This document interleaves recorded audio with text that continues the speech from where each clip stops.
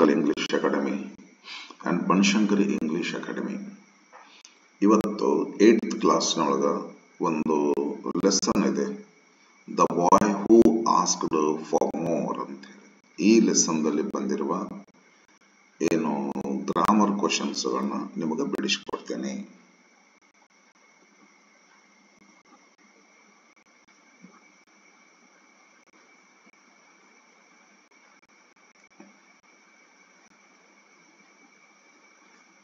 Question number 1 now. 4 alternatives are given for each of the following questions. Choose the most appropriate. 1 mark each. A. Identify the parts of speech of the underlined word.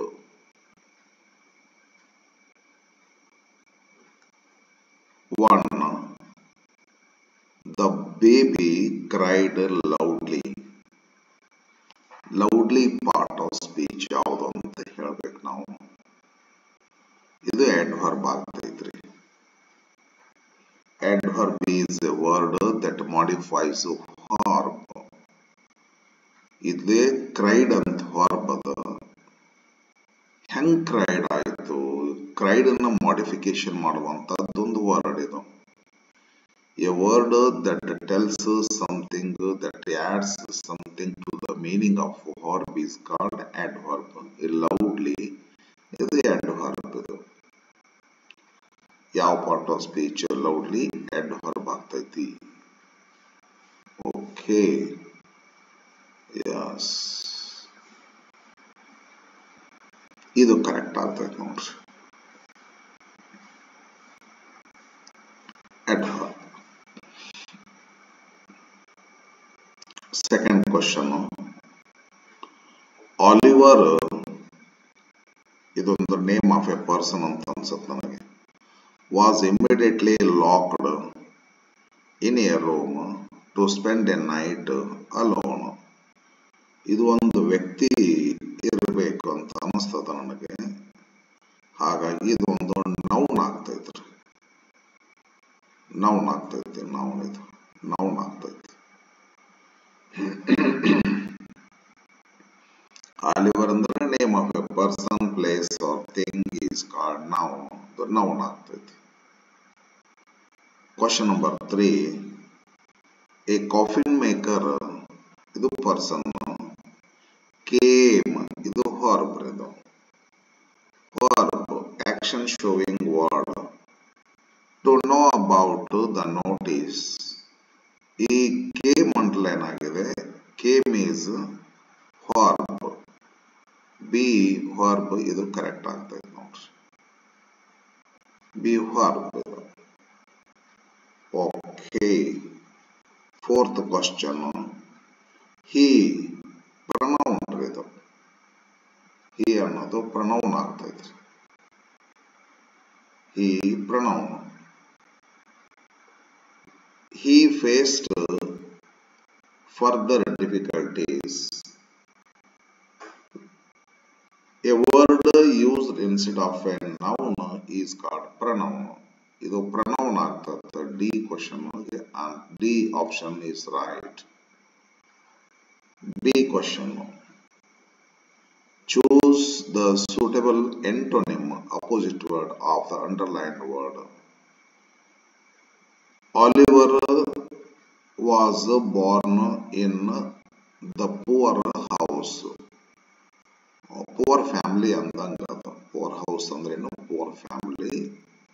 ಇದರದ opposite ಹಾಕಂತಾರ, antonym ಹಾಕಂತಾರ. Poor the opposite rich ಆಗ್ತೈತಿ. C option correct ಆಗ್ತದೆ ನೋಡ್ರಿ. Poor the opposite rich.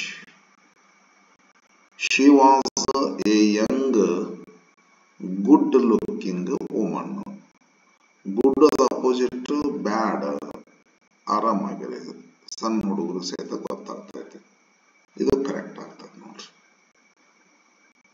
Okay. Next 7th question.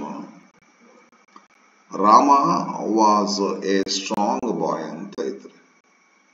Strong the opposite to weak. WEAK weak. ಇದು correct ಆಗ್ತದೆ ನೋಡ್ರಿ. ಸರಿ. Next 8th question. Suma is a beautiful girl. Beautiful the opposite to ugly ಆಗ್ತೈತೆ. Opposite word ugly correct ಆಗ್ತದೆ.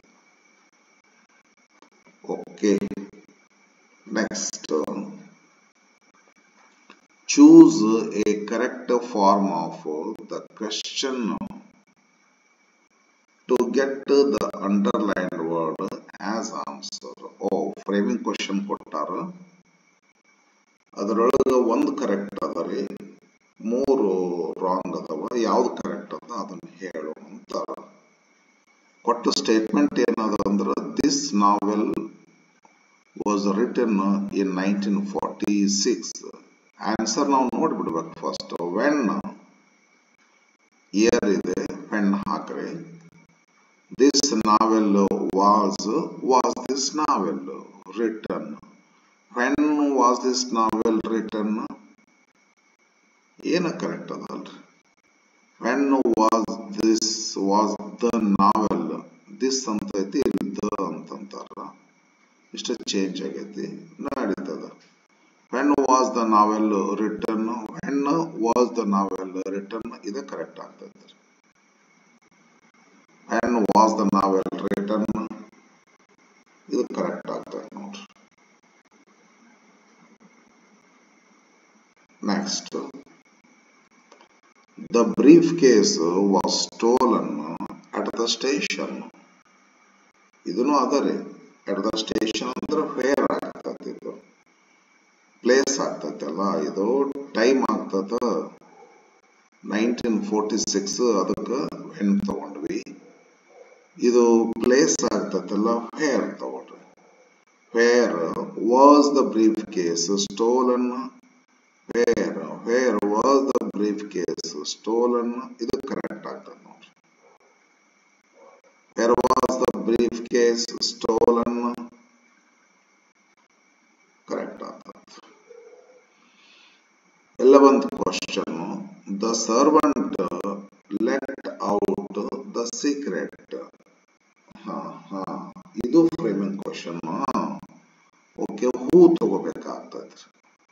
ಹೂ ತಗೊಂಡು ಇದನ್ನ interrogative ಮಾಡಬಾರ್ದ್ರಿ, ಇದಕ್ಕಿದ್ದಂಗ ತಗೋಬೇಕು. ಯಾಕಂದ್ರೆ ಸಬ್ಜೆಕ್ಟ್ ಅಂಡರ್ಲೈನ್ ಆದಾಗ ಇಂಟರಾಗೇಟಿವ್ ಮಾಡ್ಲಿಕ್ಕೆ ಬರೋದಿಲ್ಲ. ಸಬ್ಜೆಕ್ಟ್ ಪರ್ಸನ್ ಇತ್ತು, ಹೂ ತಗೋರಿ. ಅದರ್ ದನ್ ಪರ್ಸನ್ ಇತ್ತು, ವಾಟ್ ತಗೋರಿ. ಬಟ್ ಮುಂದಿನ ಪಾರ್ಟ್ ಏನದಲ್ಲ, ಇಂಟ್ರಾಗೇಟಿವ್ ಅದರಲ್ಲಿ ಬದಲಿ ಮಾಡೋದು ಆಗುವುದಿಲ್ಲ. ಇದಕ್ಕಿದ್ದಂಗೆ ಇಡಬೇಕು. ಬಟ್ ಇಂಟ್ರಾಗೇಟಿವ್ ಹೌದದು. Who let out the secret. Who let out the secret. ಇದು ಕರೆಕ್ಟ್ ಆಯ್ತು ನೋಡ್ರಿ. Okay, yes. Next in one more ಇದೆ. ಇದು ಅದೇ ಫ್ರೇಮಿಂಗ್ ಕ್ವಶನ್ ಇದು. Rama eats banana. ಇದು ಅಂಡರ್ಲೈನ್ ತಪ್ಪಾಗಿದೆ. ಇದು ಬನಾನಾ ಅಷ್ಟ ಆಗ್ಬೇಕಿದು, ಈಟ್ಸ್ ಬರುವುದಿಲ್ರಿ. ಅದಕ್ಕೆ ಅಂಡರ್ಲೈನ್ ಮಾಡಿದ್ದು ಒಂದು ವಸ್ತು ಅದ, ಅದಕ್ಕೆ ವಾಟ್ ತಗೋರಿ, ಇಂಟ್ರಾಗೇಟಿವ್ ಮಾಡ್ಕೋರಿ. ಪ್ರೆಸೆಂಟ್ ಸಿಂಪಲ್ ಐತಿ, ಡಸ್ ಅಂತ ಮಾಡ್ರಿ. ವಾಟ್ ಡಸ್ ರಾಮ ಈಟ್, ಅದು ಕರೆಕ್ಟ್ ಆಗ್ತೈತಿ framing question.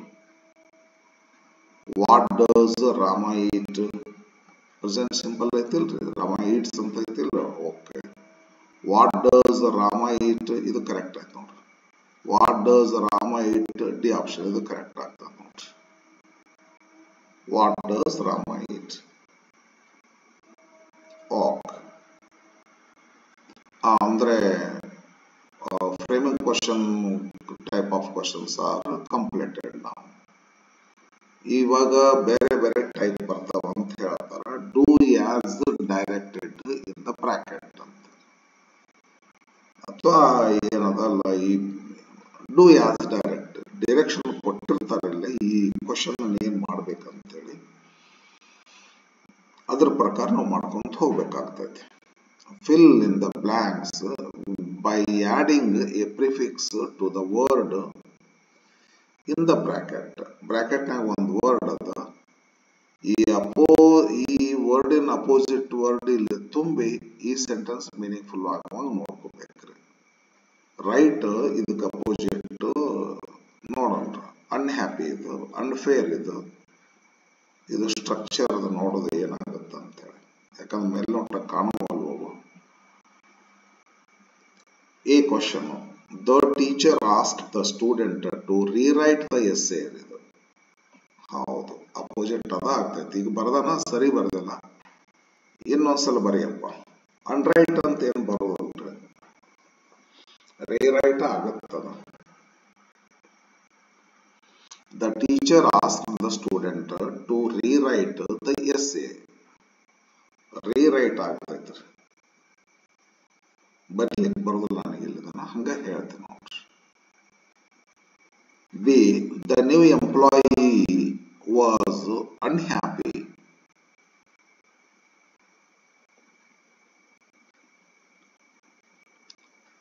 On her first day.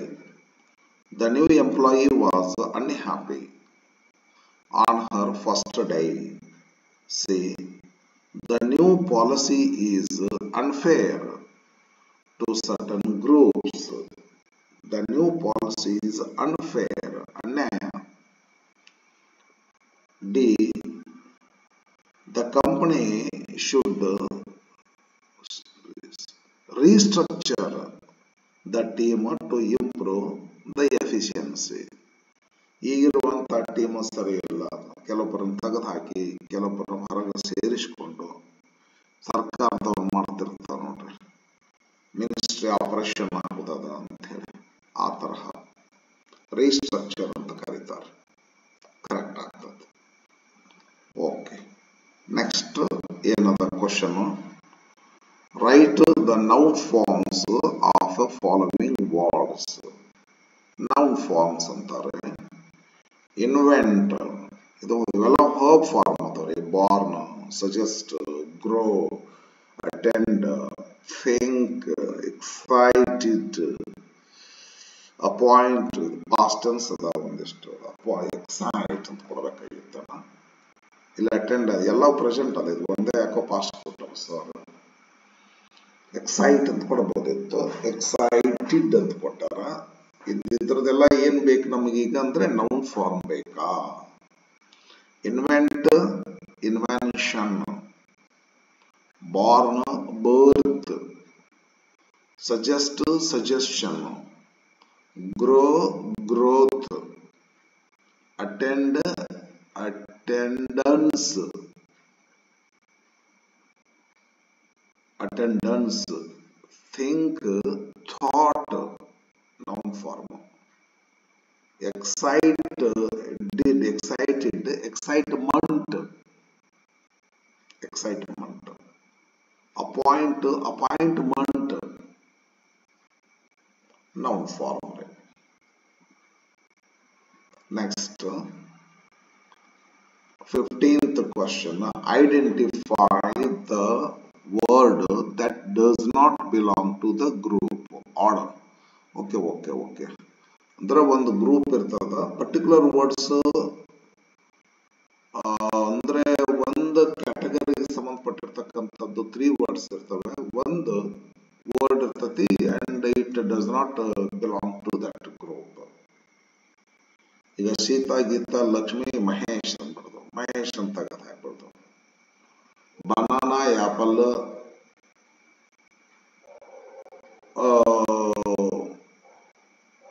Banana, apple, sapota. ಇದೊಂದು ಯಾವ್ದಾರ ಹೇಳಿ ನಡ್ಬರ್ಕು, ಒಂದು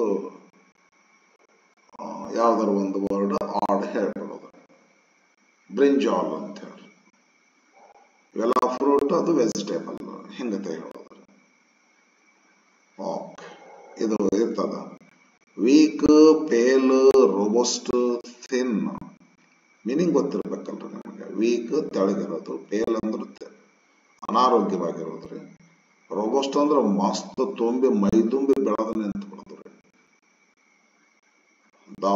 ಮನಗಂಡ ದಪ್ಪ, ಮನಗಂಡ ಸ್ಟ್ರಾಂಗ್ ಆಗಿ ರೋಬಸ್ಟ್ ಆಗಿ ಬೆಳೆದು ನಿಂತು ಬಿಡೋದ್ರಿ. ಥಿನ್, ತೆಳಗ. ಇದು ಒಂದು ಬೇರೆ ಆಗತ್ತೆ ನೋಡ್ರಿ, ಇದು ವರ್ಡ್.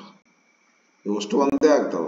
ತಿನ್ ಅಂದ್ರೆ ತೆಳಗ್ ಕೊಯ್ ಅಂತ ಅನ್ನೋದು, ಟೇಲ್ ಅಂದ್ರೆ ಕೊಯ್ ಅಂತ ಅನ್ನೋದು, ವೀಕ್ ಅಂದ್ರೆ ಕೊಯ್ ಅಂತ ಅನ್ನೋದು, ರೋಬೋಸ್ಟ್ ಅಂದ್ರೆ ಭೀಮ ಇದ್ದಂಗೆ ಇರೋದು. ಇದು ರೋಬೋಸ್ಟ್ ಕರೆಕ್ಟ್ ಆಗ್ತದೆ ನೋಡ್ರಿ. ರೋಬೋಸ್ಟ್. ಫಾರ್ಮರ್, ಡಾಕ್ಟರ್, ಟೀಚರ್ ಇವೆಲ್ಲ ಉದ್ಯೋಗ ರೀ. ಇದು ಟೀಚರ್ ಒಬ್ಬ ಉದ್ಯೋಗಿ, doctor it is a profession, it is not a profession. Former ಅಂದ್ರೆ ಹಿಂದಿನ ಎಕ್ಸ್ ಅಂದಂಗ. Former chief minister of Karnataka Shri Yediyurappa ಅಂತಾರಲ್ಲ ಹಂಗ. Shri Basavaraj Bommai. Former prime minister of India Manmohan Singh, Shrimati Indira Gandhi, Atal Bihari Vajpayee ಅಂತಾರಲ್ಲ ಹಂಗ. ಫಾರ್ಮರ್ ಇದು ಟೇಬಲ್, ನೈಫ್, ಫೋಕ್, ಸ್ಪೂನ್ ಇವೆಲ್ಲ which are used for eating purposes ಅಂದ್ರೆ as tools. ಬಟ್ ಟೇಬಲ್ ಹಾಗಲ್ಲ, ಟೇಬಲ್ ಬೇರೆ ಇದೆ, ಹಂಗಾಗಿ ಇದು ಡಿಫರೆಂಟ್ ಆಗ್ತದೆ ನೋಡ್ರಿ. ಇದನ್ನು ಮಾಡ್ಬಿಡ್ರಿ, ಟೇಬಲ್ ಬೇರೆ ಹಾಕ್ರಿ. ನೈಫ್, ಫೋಕ್, ಸ್ಪೂನ್ ಇವೆಲ್ಲ ಊಟ ಮಾಡ್ಬೇಕಾದ್ರೆ ತಗೊಂತೀವಲ್ಲ, ಅವನ್ನೆಲ್ಲ ಊಟದಲ್ಲಿ ಪ್ಲೇಟ್ ಅನ್ನೋ ಥಿಂಗ್ಸ್ ಅದೇನೋ ತಗೋಬೇಕಾಯ್ತಂದ್ರೆ ನೈಫ್ ಯೂಸ್ ಮಾಡ್ತೀವ್ರಿ, ಅಥವಾ ಕಟ್ ಮಾಡಕ ಯೂಸ್ ಮಾಡ್ತೀವ್ರಿ. ಫೋರ್ಕ್ ತಿನ್ಲಿಕ್ಕೆ ಯೂಸ್ ಮಾಡ್ತೀವ್ರಿ. ಸ್ಪೂನು ಏನೋ ಅಡಿಗೆ ಹಾಕ್ಲಿಕ್ಕೆ, ಬಡಿಸ್ಲಿಕ್ಕೆ, ಊಟ ಮಾಡ್ಲಿಕ್ಕೆ ಯೂಸ್ ಮಾಡ್ತೀವ್ರಿ. ಬಟ್ ಟೇಬಲ್ ಹಂಗಲ್ಲ, ಹಂಗಾಗಿ ಸ್ವಲ್ಪ ಡಿಫರೆಂಟ್ ಆಯ್ತು. ಸ್ವಿಂಗ್ ಅಂದ್ರೆ ಬೀಸುದ್ರಿ, ಕಿಚನ್ ಅಡಿಗೆ ಮನೆ, ಪಾರ್ಕ್ ಒಂದು ಸ್ಥಳ, ಸೀಸಾ ಅಂದ್ರೆ ಇದು ಒಂದೆಲ್ಲ ನೌನ್ ರೀ ಇವೆಲ್ಲಾರು ಇವ್ರಿ. ಸೀಸಾ ಅಂತಂದ್ರೆ ದಡಂದಡಿಕೆ ಅಂತ ಆಡ್ತಾರಲ್ಲ ಅದು. ಪಾರ್ಕ್ ಇದು ನೌನು, ಹೊರಬಾಗ್ತೈತಿದ್ರೆ. ಕಿಚನ್ ಅಡಿಗೆ ಮನೆ, ಇದು ಪಾರ್ಕ್ ಅಂದ್ರೆ ಒಂದು ಕ್ರಿಯಾಪದಲ್ಲಿ ಆಗ್ತತಲ್ಲ, ಗೊಂದಲ ಮಾಡ್ತತಿದ್ದಾರೆ. ಒಂದ್ ಸೆನ್ಸ್ ಒಳಗ ಇದು ಬೇರೆ ಐತೆ, ಹೊರಬದು. ಸ್ವಿಂಗ್ ಅಂದ್ರೆ ಕೈಲ ಬೀಸ್ತೀವಲ್ಲ ಕವಣಿ, ಅದೌದು. ಕಿಚನ್ ಈ ಗಾಡಿ ತರೋ ಇದೇನಿತ್ತು, ಪಾರ್ಕ್ ಗಿಡಗಳು ಬೆಳೆದಿರ್ತಕ್ಕಂಥ ಪಾರ್ಕ್ ಅನ್ಕೊಂಡ್ರೆ ಪಾರ್ಕ್ ಅಂತ ಹೊರಬಾಗ್ತದೆ. ಡೋಂಟ್ ಪಾರ್ಕ್ ಯುವರ್ ವೆಹಿಕಲ್ ಅಂತಾರಲ್ಲ, ಆ ತರ ಆದ್ರ ಮತ್ತೆ ಗೊಂದಲ ಆಗ್ತದೆ. ಹೌದಾ? ಎಸ್, ಇದ ಅಂತ ಅನ್ಕೋಬೇಕು ಇಷ್ಟೇ. ಸ್ವಿಂಗ್ ಕ್ರಿಯಾಪದ, ಉಳ್ಕದ್ದೆಲ್ಲ ನಾವು. ಇದು ಕೂಡ ಕ್ರಿಯಾಪದ ಆಗತ್ತೆ ಹಂಗತ್ತೆ ನೋಡಿದ್ರೆ. ನೆಕ್ಸ್ಟ್ ಸ್ನೋವಿ, ವೆದರ್, ರೇನಿ, ವಿಂಡಿ ಇವೆಲ್ಲ ಅಡ್ಜೆಕ್ಟಿವ್ ರೀ. ವಿಂಡಿ, ಸ್ನೋವಿ ಇದೇನು ಸ್ನೋವಿ, ರೇನಿ ವಿಂಡಿ ಗಾಳಿಯಿಂದ ಕೂಡಿದ, ರೇನಿ ಮಳೆಯಿಂದ ಕೂಡಿದ, snowy day, rainy day, windy day. Weather ಇದೊಂದು ನೌನ್ ಆಗ್ತೈತಿ, ಇದು ಅಡ್ಜೆಕ್ಟಿವ್ ಆಗ್ತದೆ ಉಳ್ಕೋದು, ಹಾಗಾಗಿ ಇದು ನೌನ್ ಆಗ್ತೈತಿ. ಇದನ್ನ ಬೇರೆ ಮಾಡ್ಬೇಕು, weather.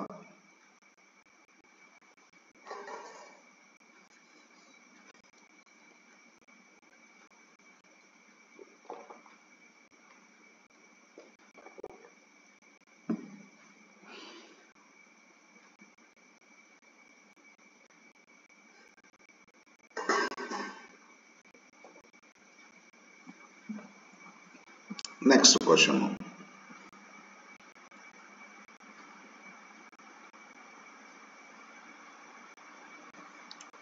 Complete the following questions using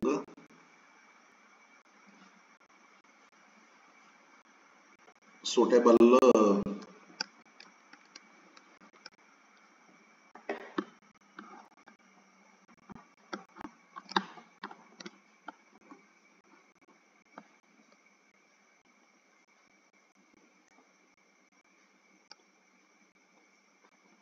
complete the following questions using suitable modal auxiliaries.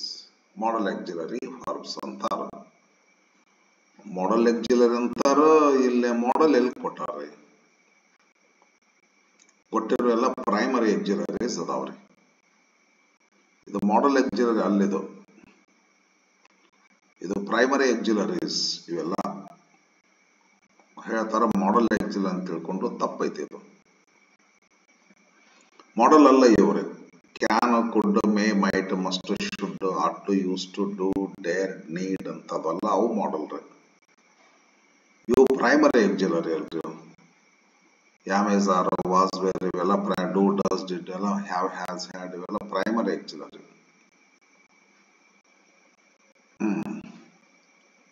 ಎಲ್ಲ ಇಂಟ್ರಾಗೇಟ್ ಮಾಡ್ಕೋಬೇಕಾಗೈತೆ ನೋಡ್ರಿ. ಇವು ಕಡೆ ಒಂದ್ ಸ್ವಲ್ಪ ನೋಡಿದ್ರೆ ಚಲೋ ಆಗ್ತೈತೆ. Come with me to the hospital, will ಹಾಕ್ಬಿಡ್ರಿ, ಚಲೋ ಆಗ್ತೈತಿ. Will you come with me to the hospital correct ಆಗ್ತೈತೆ, ವಿಲ್ ಹಾಕ್ರಿ. ಸುಸ್ಮಿತಾ ಲೈಕ್ ಸ್ವೀಟ್ಸ್, ಡಸ್ ತಗೋರಿ, ಥರ್ಡ್ ಪರ್ಸನ್ ಇದು ವಿಲ್ ಯು ಆಗ್ತೈತಲ್ಲ. ವಾಸ್ ಯು ಆಗೋದಲ್ಲ, ಡಸ್ ಯು ಆಗೋದಲ್ಲ, do you come with me to the hospital ಆಗ್ಬೋದ್ರಿ. ಈಸ್ ಯು ಅಂತೂ ಆಗೋದಲ್ಲ. ವಿಲ್ ಯು, ಡೂ ಯು ಎರಡರಾಗ ಒಂದು ಆಗ್ಬೋದು ಇದು. ಆದರೆ ಒಂದು ರಿಕ್ವೆಸ್ಟ್ ಮಾಡುವಂತ ಸಂದರ್ಭದಲ್ಲಿ ಡೂ ತಗೋಬಾರ್ದು ಅಂತ ಐತಿ. ರಿಕ್ವೆಸ್ಟ್ ಅನ್ನ ಮಾಡಬೇಕಾದ್ರ ಕುಡ್ ತಗೋಬೇಕ್ರಿ, ಕ್ಯಾನ್ ತಗೋಬೇಕ್ರಿ, ವಿಲ್ ತಗೋಬೇಕ್ರಿ, ಆದ್ರೆ ಡೂ ತಗೋಬಾರ್ದು. ಬಹುತೇಕದ ರಿಕ್ವೆಸ್ಟ್ ಅಂತ ಅನಿಸ್ತದೆ ನನಗೆ. ವಿಲ್ ತಗೊಳ್ಳೋದು better. Will you come with me to the hospital, ನನ್ನ ಜೊತೆಗೆ ಸ್ವಲ್ಪ ಹಾಸ್ಪಿಟಲ್ ತನಕ ಬರ್ತೀರಾ, ರಿಕ್ವೆಸ್ಟ್ ಮಾಡಕತ್ತೀರಾ, ವಿಲ್ ಹಾಕ್ರಿ. ಡೂ ಹಾಕ್ಬಾರ್ದು ರಿಕ್ವೆಸ್ಟ್ ಮಾಡುವಾಗ. ಸುಸ್ಮಿತಾ ಲೈಕ್ ಸ್ವೀಟ್ಸ್ ಅಂತಂದ್ರೆ ಡಸ್ ಹಾಕ್ರಿ. Does Sushmita third person singular ಆಗುತ್ತಲ್ಲ. Like sweets. C the children love playing the Rambo. Do ಹಾಕ್ರಿ ಇದನ್ನ. Do the children love playing the Rambo? Interrogative, simple present interrogative. Next, asleep yesterday. Was ತಗೋರಿಲ್ಲ, best ಆಗ್ತದ್ರಿ. Was he asleep yesterday? Meaning ಆಗ್ತದೆ ನೋಡ್ರಿ. Was he asleep yesterday? Correct ಆಗ್ತದೆ ನೋಡ್ರಿ. Next is ತಗೋರಿ. Is that ಈ ರೆಡಿ ನಾವ್? ಬರಬರಿ ಆಗ್ತದೆ ನೋಡ್ರಿ. ಸರಿನಾ? ಓಕೆ, ಇಲ್ಲೇನ್ ಹೇಳ್ತಾರೆ next? Answer the following questions in two truths. Why was a council held? ಈ ಟೆಕ್ಸ್ಟ್ ಬುಕ್ ಹೇಳಿಲ್ರಿ, ನಾನು ಇದನ್ನು ಬಿಡಿಸ್ಲಿಕ್ಕೆ ಬರೋದಿಲ್ಲ ನನಗೆ. ಮುಂದೆ ನೋಡೋಣ, ಗ್ರಾಮರ್ ಇದ್ದಿದ್ರೆ ಬೇಕಾದ್ರೆ ಬಿಡಿಸ್ಕೊಡ್ತೇನಂತ್ರಿ. ಇದು ಏನೋ ಒಂದು ಪ್ರೊಫೈಲ್ ರೇಟಿಂಗ್ ಇರ್ಬೇಕಂತ ಅನ್ಸುತ್ತೆ ನನಗೆ. ಇದನ್ನ ಮಾಡ್ಲಿಕ್ಕೆ ಆಗೋದಲ್ಲ, ಕರೆಕ್ಟ್ ಆಗೋದಲ್ಲ. ಹಂಗೆ ಹೇಳಕ ಬರದ್ ಹೇಳಿದ್ರೆ ಚಲೋ ಆಗ್ತೈತಿ. ಇಲ್ಲೊಂದೇನೋ ಸ್ಟೋರಿ ಕನ್ಸ್ಟ್ರಕ್ಷನ್ ಕೊಟ್ಟಾರ. Develop a story using the clues given below. ಎಂಥದ್ದೇನೋ ಕೊಡ್ತಾರ, ಅದನ್ನು ಮಾಡ್ಲಿಕ್ಕೆ ಆಗೋದಿಲ್ಲ. ಪ್ಯಾಸೇಜ್ ಕೊಡ್ತಾರ, ಇದನ್ನು ಮಾಡ್ಲಿಕ್ಕೆ ಆಗೋದಿಲ್ಲ. Okay, over. ನೆಕ್ಸ್ಟ್ ಒಂದು ಪೋಯಮ್ ಬರ್ತೈತಿ. ಬೇಕಾದ್ರೆ ಇದ್ರಾಗ ಏನಾರ ಒಂದೆರಡು ಇದ್ರೆ ಮಾಡಿ ಕೊಟ್ಬಿಡ್ತೇನೆ. ಅದರ ನಂತರದ 5th ಲೆಸನ್ ಮುಂದಿನ ವಿಡಿಯೋದಲ್ಲಿ ಹೋಗೋಣ ಅಂತ. ಪೋಯಮ್ ಇದು ಫಾರ್ ಎ 5-year old. ಈ ಟೆಕ್ಸ್ಟ್ ಬುಕ್ ಹೇಳಿಲ್ಲ, ನಾನು ಹೇಳ್ತದೆ, ನನಗೆ ಗೊತ್ತೇ ಗೊತ್ತಿಲ್ಲ.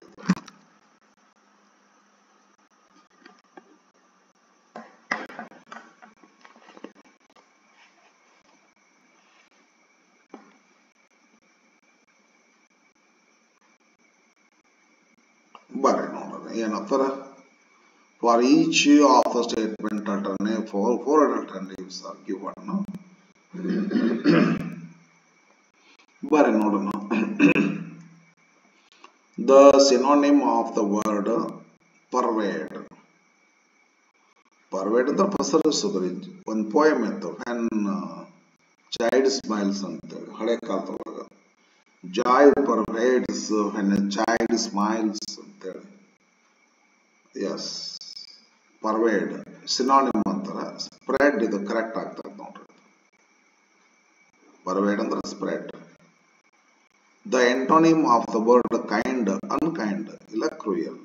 ಕ್ರೂಯಲ್ ಐತಲ್ಲ, ಇದು ಕರೆಕ್ಟ್ ಆಗ್ತದೆ ನೋಡ್ರಿ. The creature mentioned in the poem, ಇದು ನನಗೆ ಗೊತ್ತಿಲ್ರಿ. I don't know because I haven't read this poem, so I can't do this question. Fourth, the word rain rhymes with listen, ಇಲ್ಲ explain, man, nation. ಇದು ಬರ್ತದೆ ನೋಡ್ರಿ. ಇದು correct ಆಗೋದು. Rain, explain, rain, explain, rain. ಅಷ್ಟೇ ರೀ. ಮತ್ತೆ next ಇವೇನೋ questions ಬರ್ತವೆ, ಮಾಡ್ಲಿಕ್ಕೆ ಆಗೋದಿಲ್ಲ ನನಗೆ, ಗೊತ್ತಿಲ್ಲ ನನಗೆ ಇವು questions. Next unit 5th, the swan and the princess. ಮುಂದಿನ ವಿಡಿಯೋದಲ್ಲಿ ನೋಡ್ತೀನಂತ. Okay, yes, thank you for watching.